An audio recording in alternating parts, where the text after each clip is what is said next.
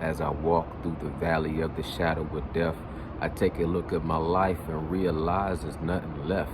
Cause I've been blasting and laughing so long that even my mama thinks that my mind is gone. But I ain't never crossed a man that didn't deserve it.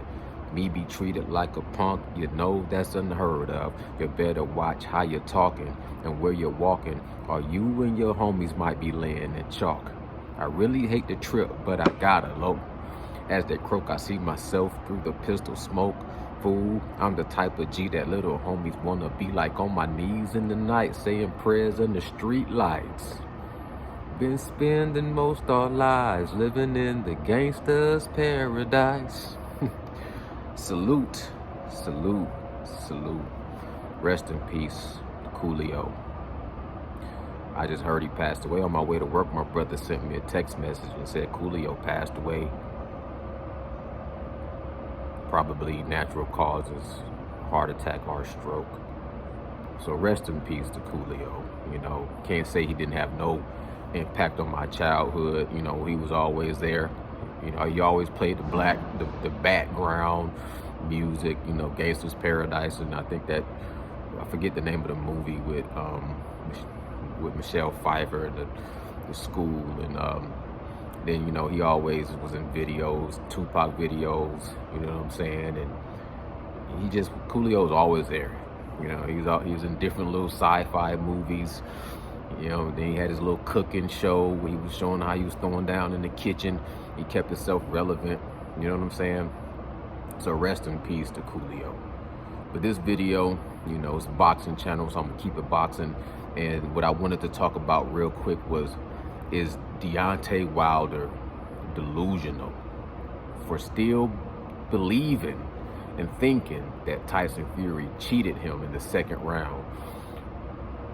fight with the whole situation. I'm gonna try to break that down as quick as possible, then I'm gonna get out the way. First, after he lost, you know, the thing that I think was just embarrassing. Like I said, I already said this before, I think it was just embarrassing to the point where it offsprung all the different little conspiracy theories. But he said the suit was too heavy.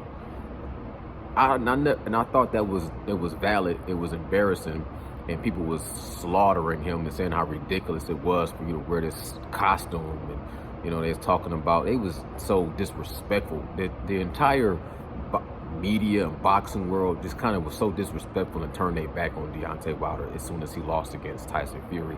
So I understood how on the repercussions of that, the excuses had to kind of be so counterbalanced and far-fetched, because people treated him like, I remember whatever dude name is, whatever Smith, he do usually talk about football and shit like that, but he was talking about how ridiculous Deontay Wilder, you mean to tell me the suit, the 40-pound suit, and da-da-da. And people was going back to the Joe Rogan podcast show where Deontay Wilder was talking about that he trained in the 40-pound weighted vest and stuff like that. But really, I always thought that Deontay Wilder just had the wrong strategy and the wrong game plan for the second fight against Tyson Fury. I think his game plan was contradicting itself, and ultimately led to him losing. And then Tyson Fury had the right game plan. And I think that was just the biggest difference. Like, Deontay Wilder in the first fight dropped Tyson Fury twice. And I think going into the second fight, he just felt like, you know, having so much faith and belief in the power of his right hand, if I hit him and knock him out, I just needed to have a little bit more power. So he bulked up a little bit. And I think with him bulking up, it cost him. You know what I'm saying? It's like he trained in a way that was for like boxing and moving.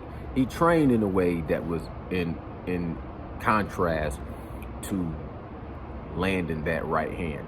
To me, he should have stayed smaller, lighter, more agile, more boxing.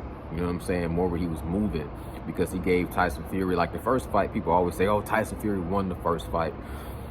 And I say Tyson Fury was clearly the better boxer, but the fight was kind of, you know what I'm saying, like this, and you add in those two knockdowns.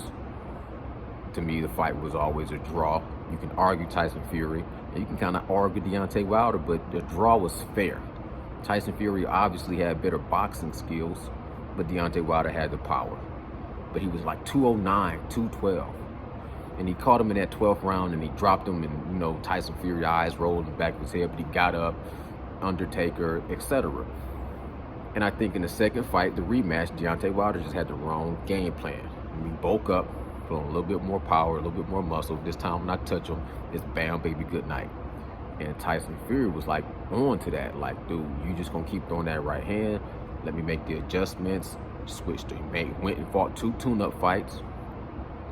Got his game plan down pat to where I'm gonna take away the right hand. And Deontay Wilder landed that right hand right off the bat. Boom. Like he didn't wait, not a second. First punch came out there, boom, slingshot, landed that right hand and stiffened up Tyson Fury. Tyson Fury almost was bam. Second time he landed, wasn't as much. Third time, didn't land it. After that, it was this telegraph. Tyson Fury nullified it, took away the right hand, and started to put so much, he put power behind his jab, stepped into his jab, used his weight, bullied Deontay Wilder, and started to kind of pummel him and beat him up. And Deontay Wilder just, him bulking up, but him not having the legs underneath him, to me, that was the biggest contradiction. It was like he bulked up on top to have more power, but he didn't get his foundation right. So once that power, that one shot, that one hitter quitter didn't land the right way, and he started to fatigue, he just started to collapse because he didn't have that foundation. And people, and then he's like, why did I lose my legs like this? He said, that suit, man. I was walking around in that suit. You know what I'm saying? It tired out my legs. Came into the ring. I didn't have no good sweat. You know what I'm saying? He was rubbing all in his eyes. He looked discombobulated because he had the lights on his mask and all these type of things. So I think it was the embarrassment. Now, did I ever just say that there's no way that Tyson Fury cheated? I could never say that. It's boxing. Spiking people water has happened in boxing. Putting shit in somebody's jockstrap to make their nuts burn has happened in boxing. You know what I'm saying? Paid off judges, paid off referees happen in boxing. Loaded gloves happen in boxing. You know, people always go straight to Margarito and Cotto or Margarito and Shane Mosley.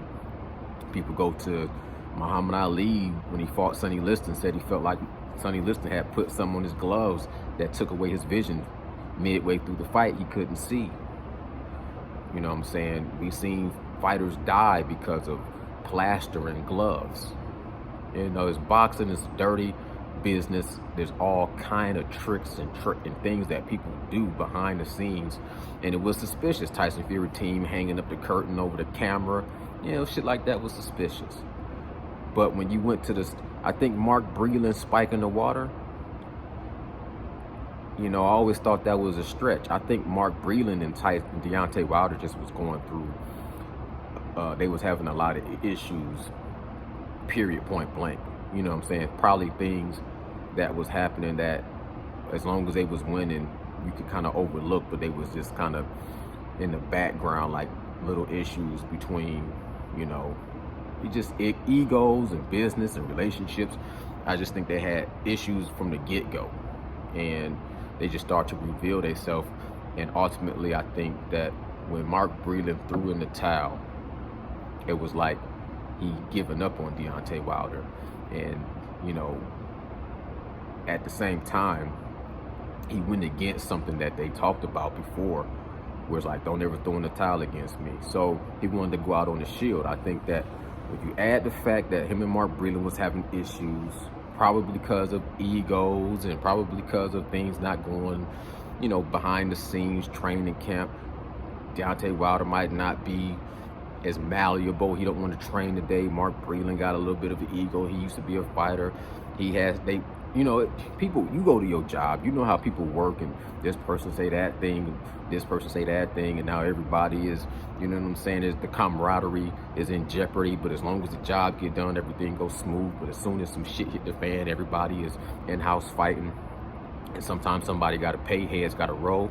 I think Mark Breeland head had to roll because he threw in the towel, and it just was like, you know, he kind of decapitated himself with giving up on his fighter.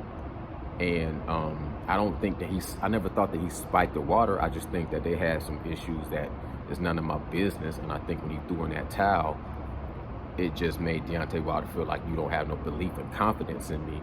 And if you don't have confidence in me, I can't have you in my corner, because when I go back into war, it's going to be in the back of my mind that you're going to quit on me. And I need you to have ultimate conviction in what I say, what I mean, what I do. When I say don't throw in the towel, don't throw in the towel. You got to be like Rocky when Apollo say don't throw in the damn towel.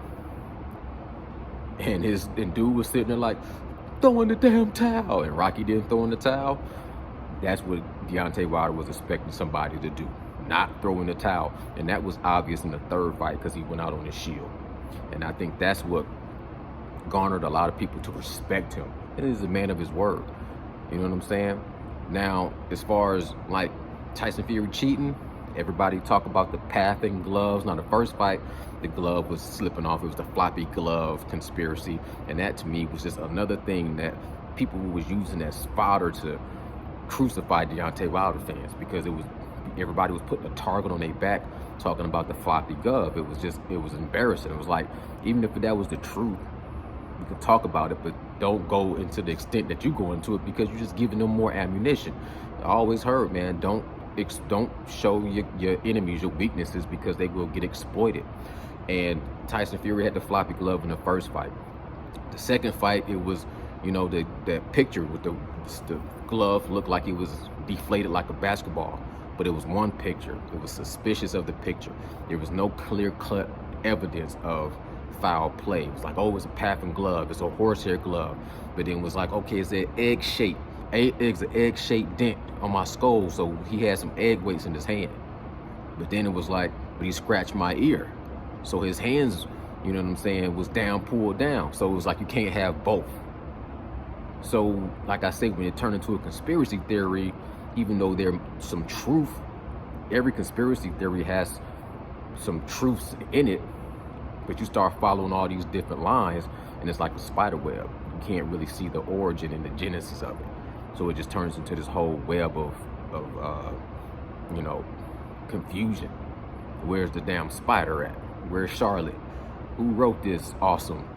Pig is awesome, you know what I'm saying? It's like that. So that's why I felt like no matter how much they felt like Tyson Fury cheated, they should have just kept it low key, and just, they know they had him for the third fight because it was contractual. Like we signed a contract for automatic rematch, and then when Tyson Fury tried to skate out on that rematch, that was blatantly, you know what I'm saying, Tyson Fury was like trying to, you know what I'm saying, take the ball and go home. And they didn't let him do that, and they had that trilogy fight. But in the meantime, in between time, you had a whole lot of stuff that was going on. And people was talking about the floppy glove, people was talking about the egg weights, people was talking about the spiked water, people was talking about the paid off referee. And I think it was just way too much confusion and way too much conspiracy to where you could really rely on it being valid. So I always say, I only can take it so far, but at the same time, I'm not going to say none of it is possible, because anything is possible, and I'm not going to put anything above the business of boxing. Is brutal to where anything is possible. I wasn't there watching him get his hands wrapped. I wasn't there when Mark Breeland had the water. I don't believe he spiked the water, but I can't say he didn't. You know, so it's one of those situations where I can't condemn and I can't condone. I don't believe that Mark Breeland spiked the water. I believe that Mark Breeland had some issues with Deontay Wilder. And, you know what I'm saying, when he seen his man getting beat, he gave up on him. And he tried to do what he thought was best, possibly, to save him from really getting beat.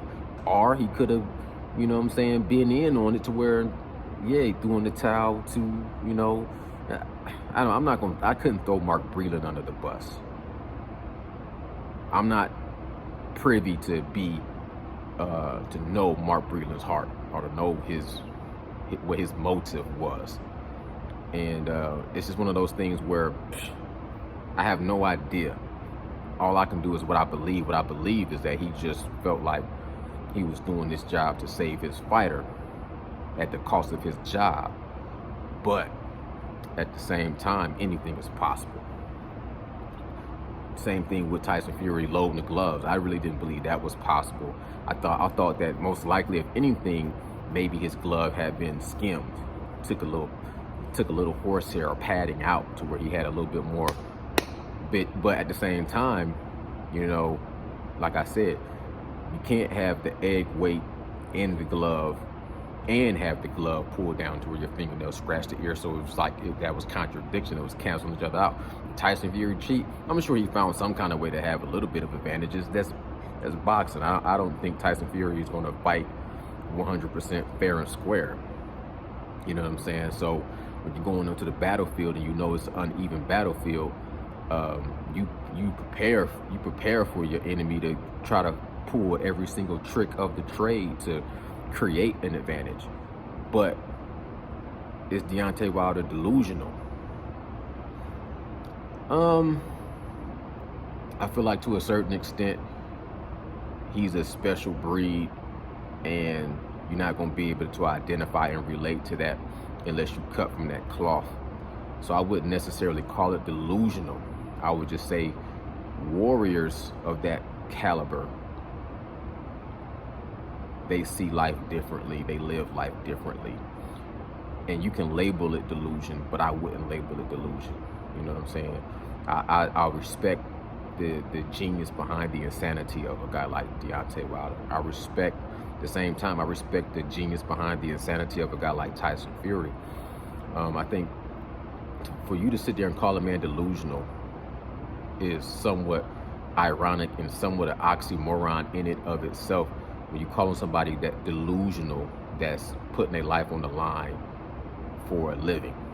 But because of course you have to have a level of insanity to want to be a boxer. You can't be just an average Joe worker bee.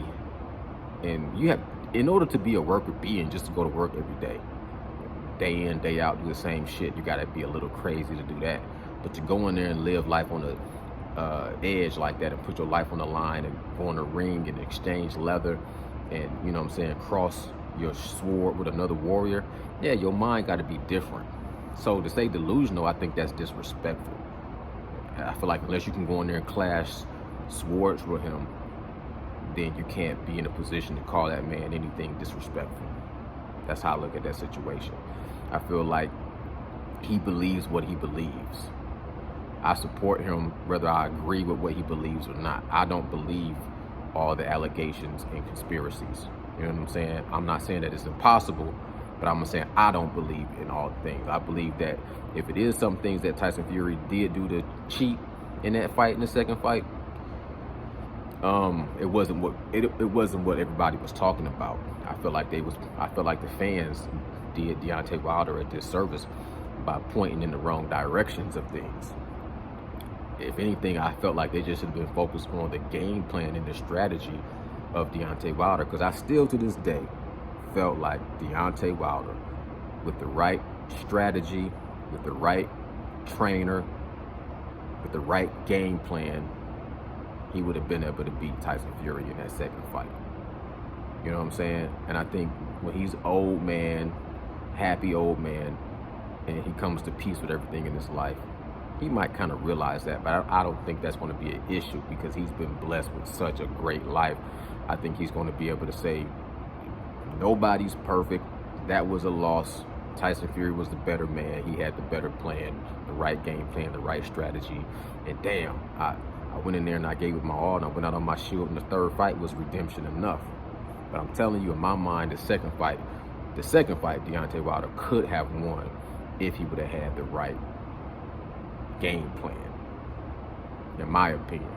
But that's my thoughts, and this video stretched out longer than I thought, so bow, salute, I'm gone.